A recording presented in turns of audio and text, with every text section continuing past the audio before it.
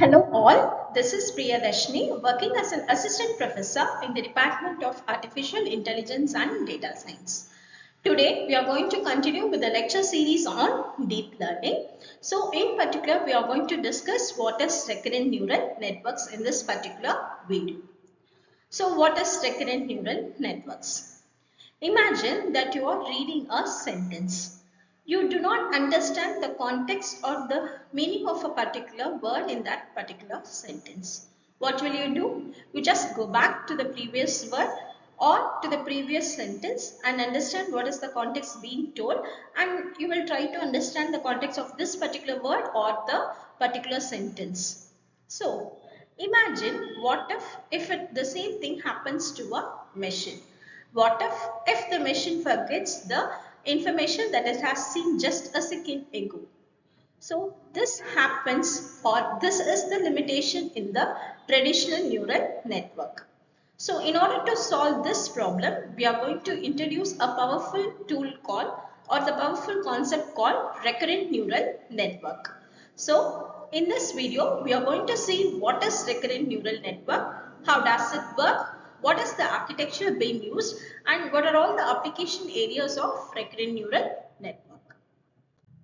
Now let's see what is recurrent neural network.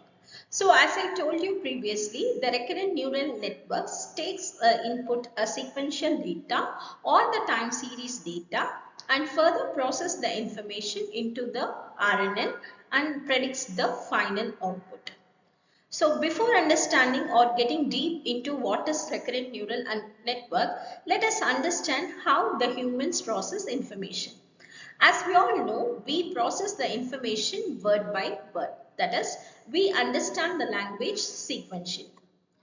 Let's see an example. If a sentence is given, the cat sat on. So if this sentence is given, we humans understand what is being given, the contextual meaning of that particular sentence, and we may predict it as the mat or on the wall, etc. So we process the information word by word, and also we take the meaning or the context from the previous words. So here we process the information sequentially, but the traditional neural network machines cannot do that. So to make the machines do the same, we introduce the powerful concept called recurrent neural networks. So have you ever wondered how Google predicts the next word or how the Netflix recommendation stream works? So all this is based on recurrent neural networks. We see now the technologies that is being inspired by human thinking. So many modern AI systems that rely on the sequence and context like Siri, Amazon Alexa, Google Assistant, Grammarly tools all depend on the sequential intelligence. So even the Google search, the autocomplete in Google search is also being inspired by how the humans are thinking. So the same concept is being applied here, and this is where the recurrent neural networks comes in. Now let's define why do we need RNN first. So when you take the traditional neural network or the artificial neural network, they are also very powerful. But they face challenges when they are dealing with the sequential data or the time series data. The problem one is the artificial neural network relies on fixed number of input and output neurons. That is, the first itself you have to define the number of input and output neurons. So this will not happen for a sequential data. For example, one sentence you may have 5 words, that is, the cat is on the wall. The second sentence may have a different sequence, the different length. So we cannot predict the number of input and output neurons. So this is our first problem in the traditional neural network or in ANN.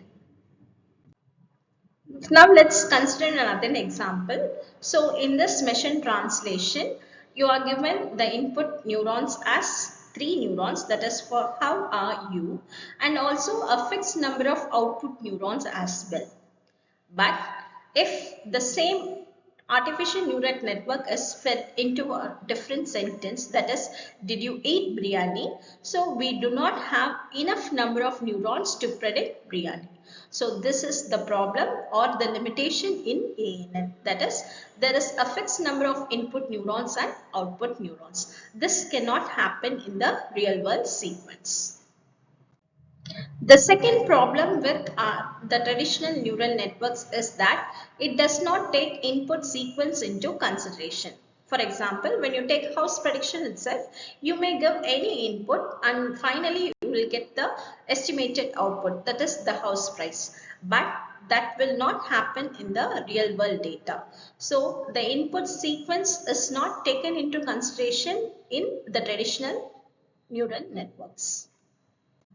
And the third problem is we need humongous computation. That is, a very large amount of computation is needed when we process a sentence in the traditional neural network.